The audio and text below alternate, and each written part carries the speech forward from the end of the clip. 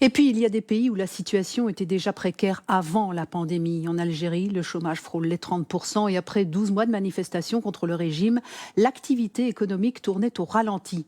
Mais ce qui plombe la machine, c'est surtout l'effondrement des cours du pétrole dont le pays est un grand exportateur.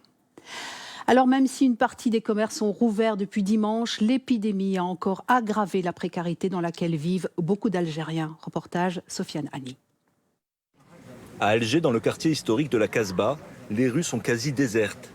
En temps normal, Oussama Benyamina approvisionne des marchandises à des vendeurs à l'étal. Mais aujourd'hui, de nombreux commerces restent fermés. Instauré en mars dernier, le confinement partiel a vu l'activité du jeune homme stoppée net, obligé de se débrouiller au jour le jour pour subvenir à ses besoins. Depuis le confinement, j'aide parfois mon frère pour le transport de marchandises ou pour faire des déménagements. Il y en a, on n'imagine même pas ce qu'ils vivent.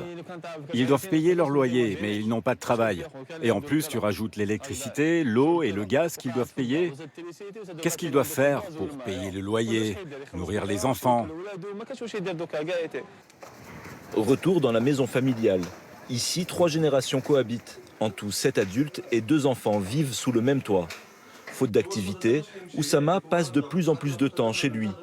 Avant la pandémie, il gagnait environ 250 € par mois. Impossible de se payer son propre logement. On ne vit pas serré, comme peuvent l'être certains, mais on n'a pas non plus beaucoup d'espace. Le dossier pour avoir un logement social est dur à obtenir dans ce pays. Des gens le demandent depuis 30, 40 ans et ne l'ont pas obtenu. Cette situation économique précaire inquiète le sociologue Nasser Djabi. D'autant qu'en plus de la paralysie et du chômage massif généré par la pandémie, le pays subit aussi de plein fouet l'effondrement des prix du pétrole. Les hydrocarbures représentent 95% des recettes extérieures de l'Algérie. À partir de septembre-octobre, on pourrait se retrouver face à un Irak, une mobilisation avec des revendications politiques d'un côté et des revendications socio-économiques de l'autre, dans une situation inédite en Algérie. Notre système politique s'appuie depuis des années sur l'achat de la paix sociale. Cela ne serait plus possible à cause de la baisse des prix du pétrole et de la situation économique. Pour tenter de désamorcer la grogne sociale, le gouvernement algérien a versé une allocation d'environ 70 €. 320 000 ménages parmi les plus vulnérables en ont bénéficié.